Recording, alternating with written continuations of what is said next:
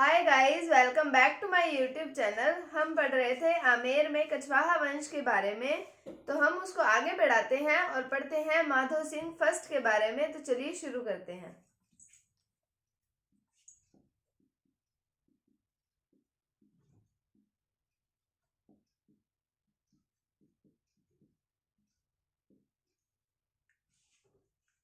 तो हम पढ़ते हैं माधो सिंह फर्स्ट के बारे में।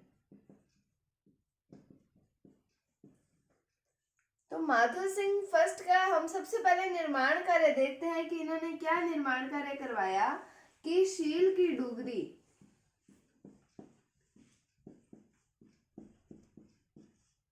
ये है चाकसू में।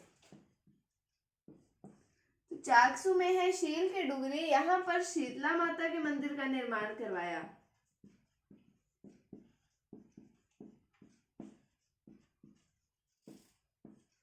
तो शील और शीतला माता तो सिमिलर से वर्ड्स हैं, तो हमें इससे याद रह जाएगा कि शील की डूगरी चाकसू में शीतला माता के मंदिर का निर्माण करवाया गया। किसके द्वारा करवाया गया? माधो सिंह के द्वारा करवाया गया। शीतला माता को तो आप सब जानते ही होंगे, शीतला पूजन करते होंगे शीतला अष्टमी को। तो वही शीतला माता है जो बासी खाना खाया जाता है शीतला अष्टमी के दिन उनका पूजन करने के बाद में। तो शीतला माता के मंदिर का निर्माण करवाया। हमने देखा था कि माधो सिंह का साथ दिया था मराठों ने। तो फिर मराठे जो थे वो धीरे धीरे अपना विस्तार करने लगे। कहाँ पर? आमेर में। तो इससे परेशान होकर माधो सिंह ने मराठों का कत्लेआम शुरू करवा दिया। मराठों का कत्लेआम करवाया आमेर में। तो आमेर में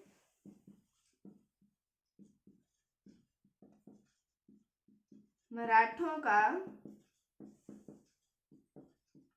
कत्लेआम करवाया।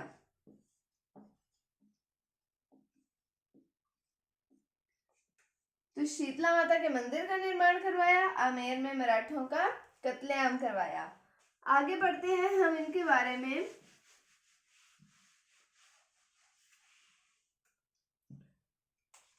तो इनके द्वारा मोती डूंगरी महलों का निर्माण करवाया गया। मोती डूंगरी महलों का निर्माण करवाया गया। ये महल जो होते हैं ये वर्ष में सिर्फ एक बार ही खुलते हैं, और वो भी कब खुलते हैं? महाशिवरात्रि के दिन।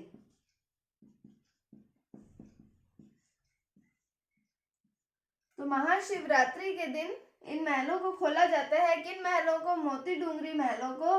किनके द्वारा निर्माण करवाया गया? माधो सिंह फर्स्ट के द्वारा निर्माण करवाया गया। फिर बात आती है 1761 ईस्वी की। इसमें होता है भटवाड़ा का युद्ध। तो ये युद्ध होता है कोटा और आमेर के मध्य। तो आमेर में तो हम पढ़ रहे हैं माधो सिंह फर्स्ट के बारे में, तो आमेर के तो है माधो सिंह फर्स्ट, और कोटा के है जालिम सिंह। जैसे कि इनके नाम से ही हमें पता चल रहा है जालिम सिंह, तो मतलब बहुत जुल्म करते होंगे ये। तो ये कर करके ये जीत गए, और इसमें माधो सिंह की होती है हार। तो मोती डूंगरी महलों का निर्माण करवाया किनके द्वारा करवाया गया? माधो सिंह फर्स्ट के द्वारा। और ये सिर्फ एक दिन, वर्ष में सिर्फ एक दिन खुलता है, वो भी महाशिवरात्रि के दिन खुलता है। फिर 1761 की बात आती है, भटवाड़ा का युद्ध होता है। जालिम सिंह है कोटा के और आमेर के हैं माधो सिंह फर्स्ट। तो इन दोनों के मध्य युद्ध होता है जिसमें जालिम सिंह की जीत होती है और माधो सिंह फर्स्ट की होती है हार। फिर बात आती है 1763 ईस्वी की। तो 1763 ईस्वी में माधो सिंह द्वारा एक शहर बसाया जाता है जिसका नाम आता है सवाई माधोपुर।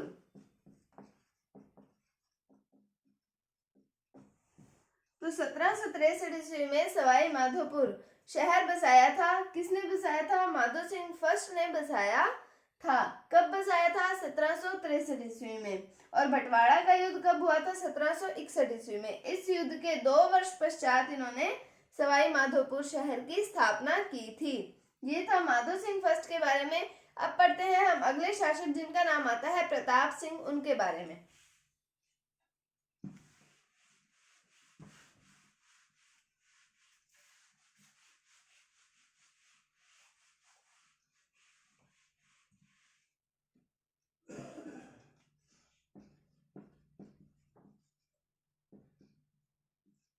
प्रताप सिंह का टाइम पीरियड आता है 1778 से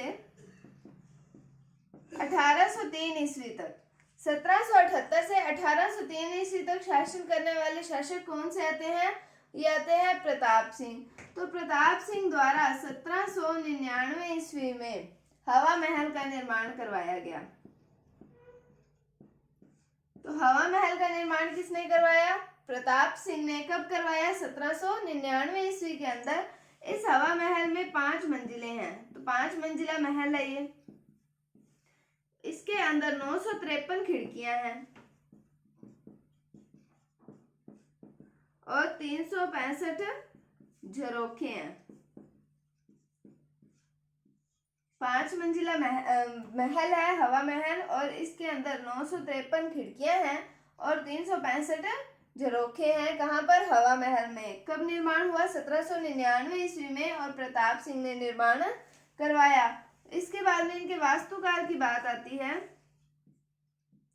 तो इनके वास्तुकार का नाम आता है लालचंद। तो वास्तुकार का नाम हमें पता होना चाहिए, क्या है? लालचंद। इंपॉर्टेंट क्वेश्चन है, पूछा जाता है कि प्रताप सिंह द्वारा निर्मित हवा महल के वास्तुकार कौन थे? तो वो थे लालचंद।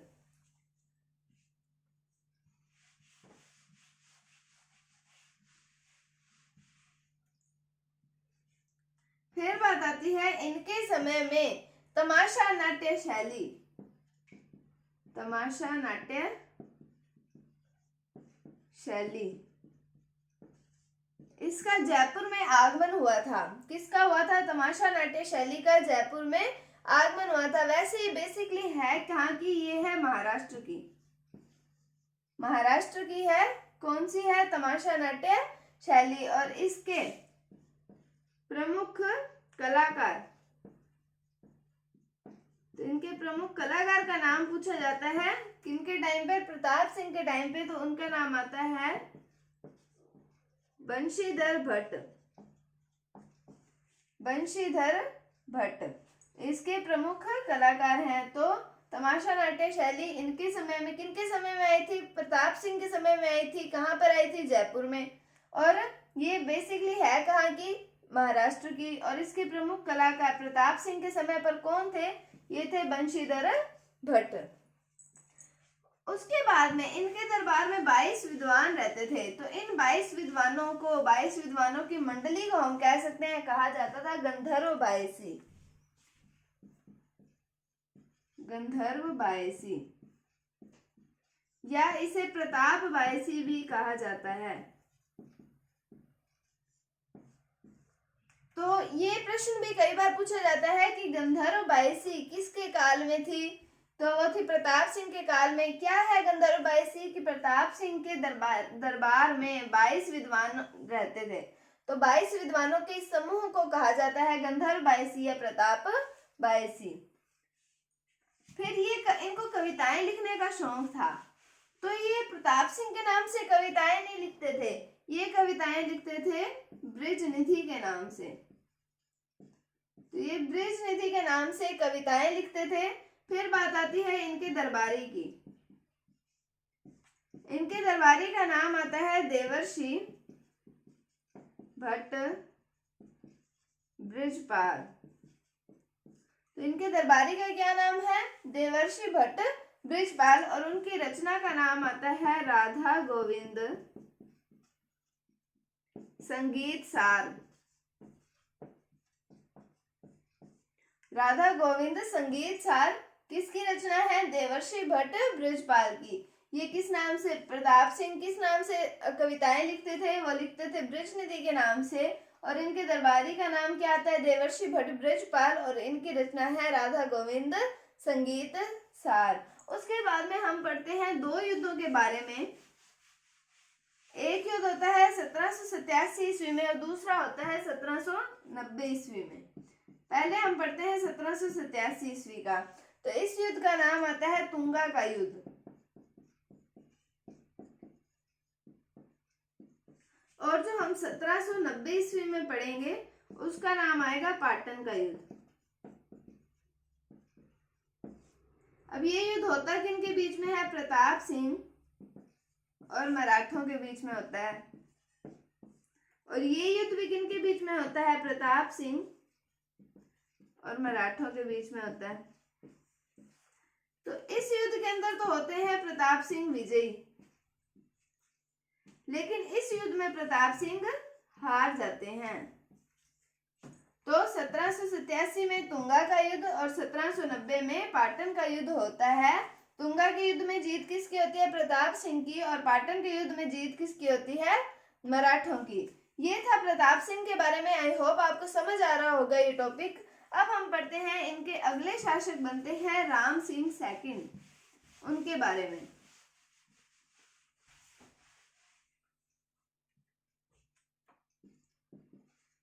अगले शासक है राम सिंह सेकंड।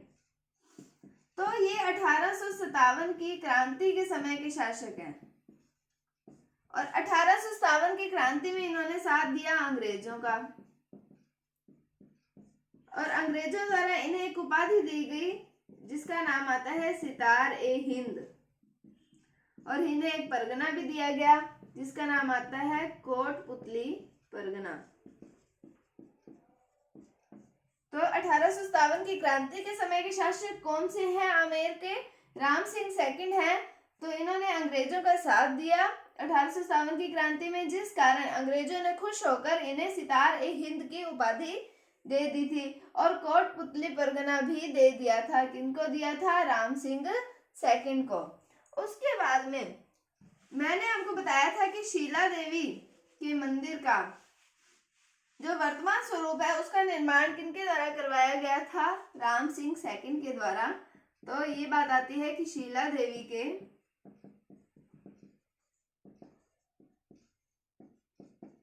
वर्तमान स्वरूप का निर्माण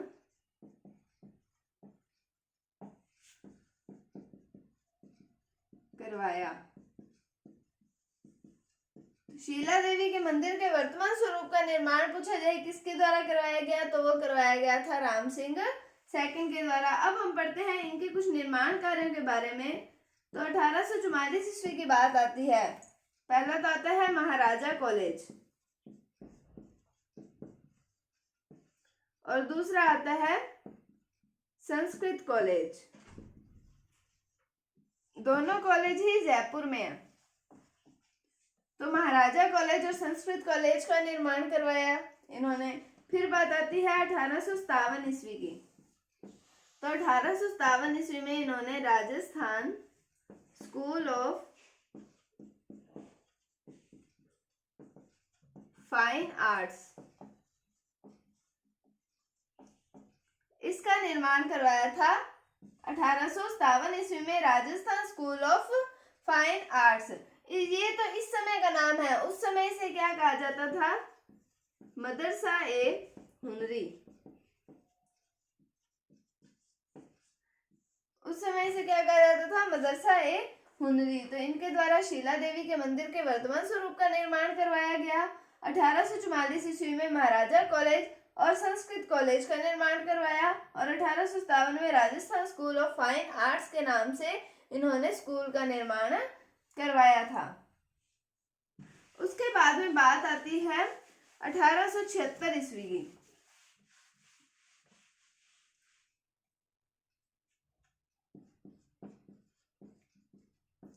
तो 1876 ईस्वी में आए थे प्रिंस एल्बर्ट।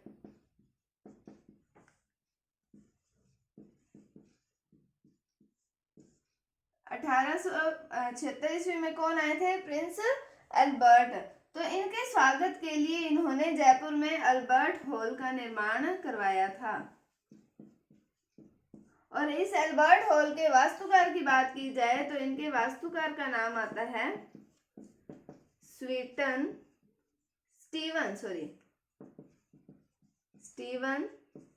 जैकब।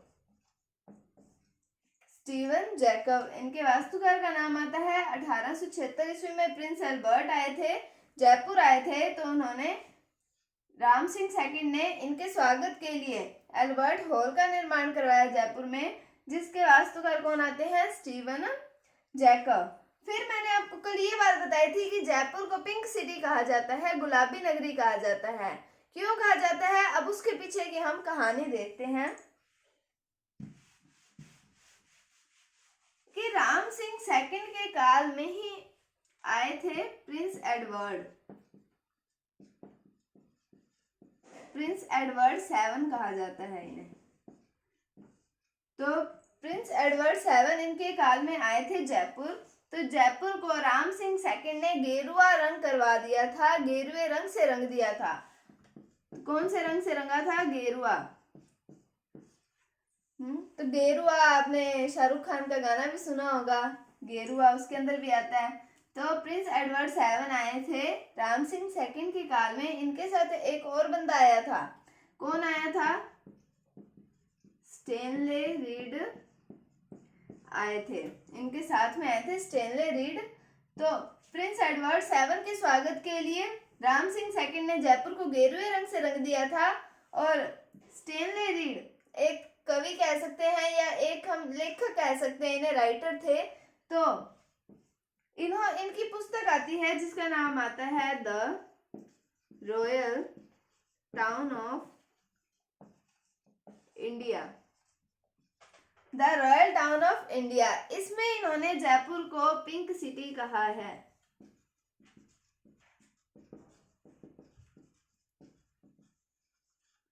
इसमें इन्होंने जयपुर को क्या कहा है, पिंक सिटी। इसी कारण इसका नाम पड़ गया गुलाबी नगरी। तो आपको समझ आया होगा कि इसका नाम गुलाबी नगरी कैसे पड़ा। तो प्रिंस एडवर्ड 7 आए थे और उनके साथ आए थे स्टेनले रीड।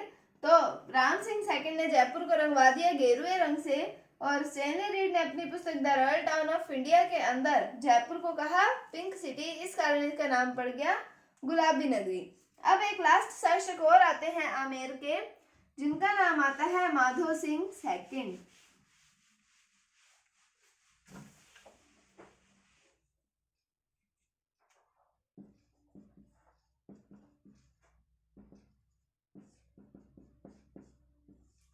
तो माधो सिंह सेकंड के द्वारा नाहरगढ़ दुर्ग में 9 एक जैसे महलों का निर्माण करवाया गया था। क्यों करवाया गया था, अपनी 9 पासवान रानियों के लिए। अब लेडीज की तो आदत होती है ना कि कोई कहते हैं कि इसको ये चीज दिलवा दे तो मेरे पास ये चीज क्यों नहीं है, मेरे पास भी होनी चाहिए। वो कहते हैं इसके महल में ये सुविधा है तो मेरे महल में भी ये सुविधा होनी चाहिए। इससे बचने के लिए, इस तू मैमे से बचने के लिए माधो सिंह सेकंड ने 9 के 9 महलों का एक जैसा निर्माण करवा दिया। तो किनके लिए करवाया था, अपनी पासवान रानियों के लिए। 9 पासवान रानियों के लिए इन्होंने अपने नाहरगढ़ दुर्ग में 9 एक जैसे महलों का निर्माण करवाया था। फिर बात आती है 1904 की। 1904 में डाक टिकट व डाक तार का प्रचलन प्रारंभ हुआ था आमेर में। 1904 में डाक टिकट व डाक तार का प्रचलन प्रारंभ हुआ था, जो कि रियासतों में सर्वप्रथम था।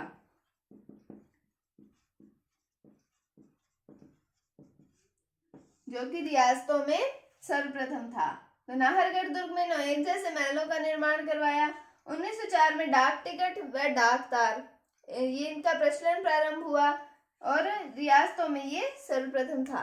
जब कोई एक बात आ जाती है कि ये सर्वप्रथम था या ये अंतिम था, वो ऑटोमेटिकली इंपॉर्टेंट क्वेश्चन हो जाता है।